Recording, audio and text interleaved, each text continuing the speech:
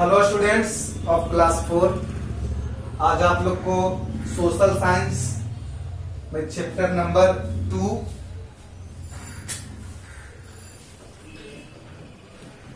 में आप लोग को पढ़ना है द नॉर्थर्न प्लेन्स। इसका मतलब होता है उत्तरी मैदान। तो द नॉर्थर्न प्लेन्स में आप लोग को पढ़ना है the northern plains in India are the gift of the Himalayas. कहा जाता है कि भारत का जो उत्तरी मैदान है यह भारतीयों के लिए हिमालय का बहुत बड़ा उपहार है। They are located to the south of the northern mountains extending over 2500 kilometre in length from Punjab in the west to Assam in the east. Bharat का जो उत्तरी मैदान है इसकी लंबाई 2500 किलोमीटर है, जो पश्चिमी पंजाब से लेकर आसाम के पूर्वी हिस्सों तक अवस्थित है। It is a flat and level region with rich soil and favourable climate. यह बहुत ही समतल मैदान है, इसकी मिट्टी बहुत ही उपजाऊ है और इसका कारण है कि वहां की जलवायु जो है फेवरेबल है, सहायक है। The northern plains are made of very fertile soil called the alluvial soil। कहा जाता है कि उत्तरी मैदान की जो मिट्टी है वह काफी उपजाऊ मिट्टी है और उस मिट्टी को हमारे देश में एल्यूवियल सॉइल, जिसका हिंदी होता है जलोढ़ मिट्टी के नाम से जाना जाता है। जलोढ़ मिट्टी बहुत ही उपजाऊ मिट्टी होती है। It is a mixture of sand, silt and mud. इस मिट्टी में बालू, रेत और कीचड़ तीनों मिक्स होता है, माने मिला हुआ होता है। This soil is brought down by the reverse the flow in form the northern mountains. उसके बाद है the river basin.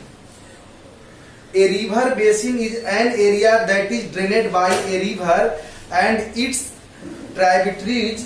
The northern plains have mainly 3 river basin।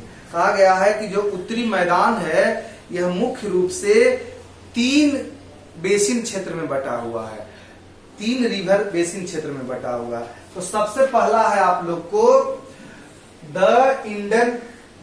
Indus basin, जिसको हम सिंधु बेसिन के नाम से जानते हैं। ऐसे आप ये भी जानते हैं कि सिंधु भारत की बहुत ही पवित्र नदी होती थी। सिंधु घाटी की सभ्यता, सिंधु सिविलाइजेशन भी बहुत ओल्ड सभ्यता है। आइए तो हम सिंधु बेसिन के बारे में पढ़ते हैं। The Indus river rises from the Mount Kailash in Tibet. Sindhu नदी का जो उत्पत्ति स्थल है यह माउंट कैलाश मतलब कैलाश पर्वत से है। इन तिब्बत, कैलाश पर्वत जो है यह तिब्बत देश में अवस्थित है।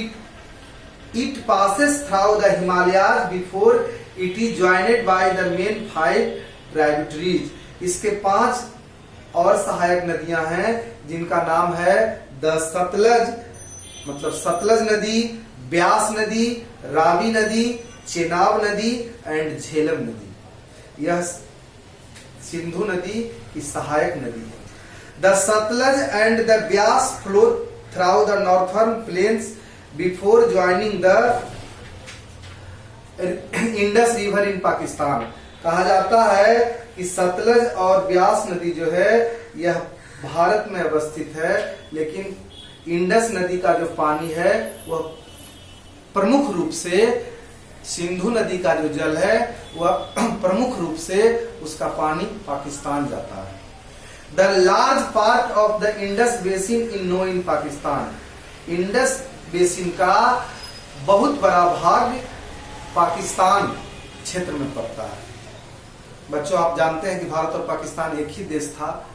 बंटवारे के समय में जब 1947 में मेरा देश का बंटवारा हुआ तो ये क्षेत्र पाकिस्तान के नाम से जाना जाता है और जो सिंधु नदी की प्रमुख पानी है वह वर्तमान समय में भी पाकिस्तान में ही जाता है।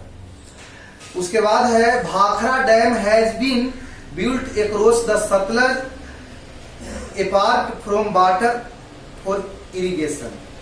इस नदियों पर एक भाखड़ा डैम बनाया गया है जो सिंचाई की दृष्टि से बनाया गया है। भाखड़ा डैम सतलज नदी पर बना है सिंचाई की दृष्टि से कि उसकी पानी से हम लोग का कृषि हो। It also provides electricity to Punjab and Haryana. और दूसरी बात है कि पंजाब और हरियाणा जो राज्य है वह सतलज नदी पर जो बना भाखड़ा डैम है जिससे उसको बिजली उत्पादन में भी सहायता मिलती है, इलेक्ट्रिसिटी विद्युत उत्पादन होता है। उसके बाद दूसरा है the Ganga basin. The Ganga basin क्षेत्र जो है, the Ganga basin is the most important river in the northern plains. बच्चों आपको यह जानकारी होना चाहिए कि गंगा का जो मैदान है, समतल मैदान है, यह हमारे देश में के उत्तरी भाग में अवस्थित है। यह हमारे देश के लिए बहुत ही महत्वपूर्ण है। It originates from the Gangotri glacier in the Himalayas and flows at the high speed down the mountain slopes. हाँ, तो कहा जाता है कि गंगा का उद्गम स्थल है, ऑरिजिनेट्स वह गंगोत्री ग्लेशियर है। मतलब गंगा का उद्गम स्थल गंगोत्री है। उसके बाद ऑन इट वे डाउन, तो वह पहाड़ी मतलब गंगोत्री ग्लेशियर से नीचे हाई स्पीड से उतरती है। It is joined by the Alaknanda river, और वहां अलकनंदा नदी से मिलती है एट विष्णु प्रयाग, जो वह स्थान अभी विष्णु प्रयाग के नाम से जाना जाता है।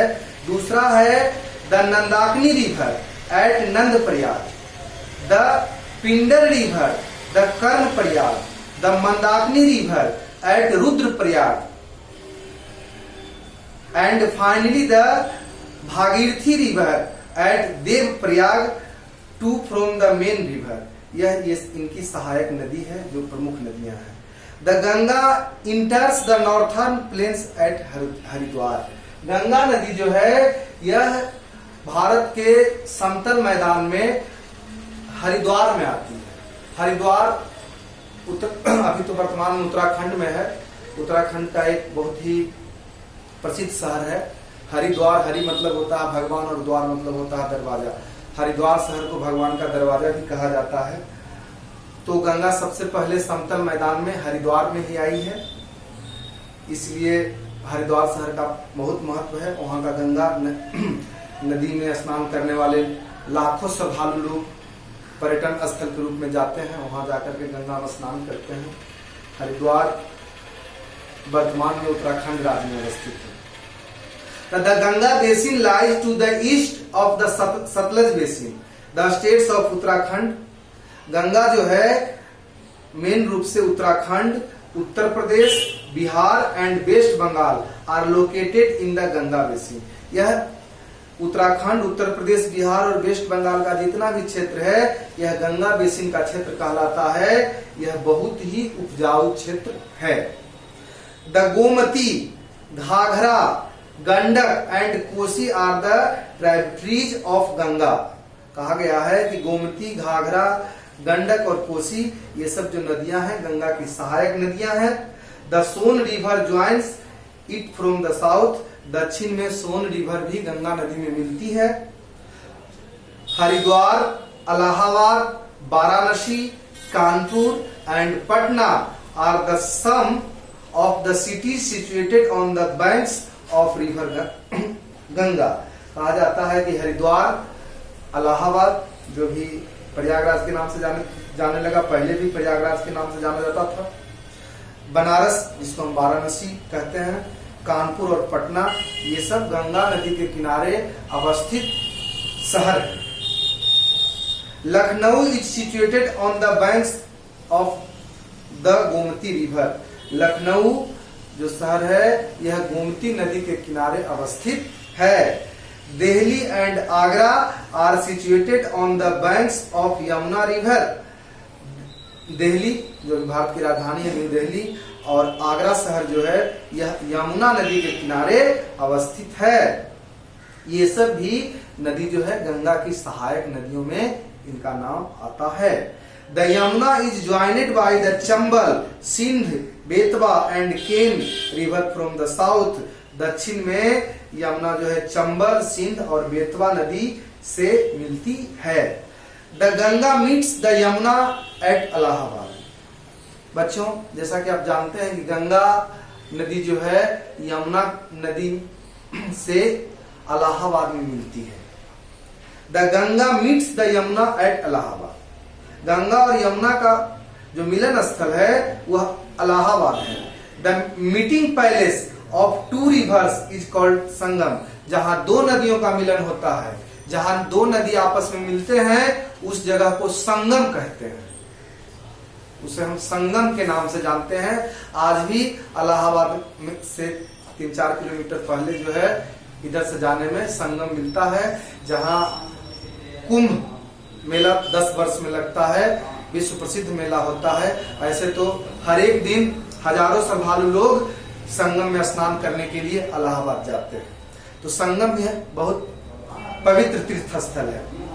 उसके बाद in West Bengal the Ganga flows slowly and spills into 2 distributors. हाँ, तो गंगा जो है in West Bengal the Ganga flows slowly and splits into 2 distributaries, the Hooghly and the Padma. कहा गया है पश्चिम बंगाल में गंगा 2 भागों में विभक्त हो जाती है। एक का नाम हुगली और एक का नाम पद्मा नदी है। फ्लोज थ्राउ बांग्लादेश। आज पद्मा नदी जो है अपने देश का भाग में नहीं है, यह वर्तमान रूप में बांग्लादेश देश में बहती है। Where is joins the Brahmaputra before entering the Bay of Bengal. उसके बाद यह बंगाल की खाड़ी में मिलती है। तीसरा है the Brahmaputra basin. The Brahmaputra basin, the source of the Brahmaputra is in Tibet, where it is called Tsangpo. कहा जाता है जिस नदी को भारत में ब्रह्मपुत्र नदी के नाम से जानते हैं, उस नदी को तिब्बत में सांगपो नदी के नाम से जाना जाता है। It flows parallel to the Himalayas eastwards before turning south into Arunachal Pradesh. यह हिमालय के पूर्वी हिस्सों से आगे बढ़ते हुए भारत के अरुणाचल प्रदेश में आता है। Also flows through Assam and then enters Bangladesh. और यह भारत के अरुणाचल प्रदेश और भारत के प्रमुख रूप से ब्रह्मपुत्र नदी आसाम में बहती है। The Brahmaputra basin very narrow and is surrounded by the Garo, Khasi and Naga hills. इसमें गारो, खासी और नागा हिल मिलते हैं, पहाड़ी क्षेत्र मिलते हैं। The Brahmaputra follows through the region of heavy rainfall. इस क्षेत्र में काफी वर्षा होती है। Therefore it is often flooded during the rains. इसलिए इसे वर्षा का बाढ़ का क्षेत्र माना गया। मतलब सालों भर वहां पानी ही रहता है, जिससे उस क्षेत्र में बाढ़ आने की संभावना अधिक रहती है। तो बच्चों, आप लोगों को द नॉर्थर्न प्लेन्स के 3 क्षेत्र, the Indus basin, the Ganga basin और द ब्रह्मपुत्र बेसिन के बारे में बताया गया है। अब आप लोग को आगे इसमें इस क्षेत्र में कौन कौन से स्टेट आते हैं, कौन कौन से राज्य आते हैं, उसके बारे में पढ़ना है। उस क्षेत्र के लोग कैसे रहते हैं, उसके बारे में आप लोग को नेक्स्ट पीरियड में बताया जाएगा। आप लोग को इससे संबंधित मीनिंग और क्वेश्चन भेजा जाएगा और उसको आप लोग बनाइएगा, सोल्व कीजिएगा। That's all. Thank you.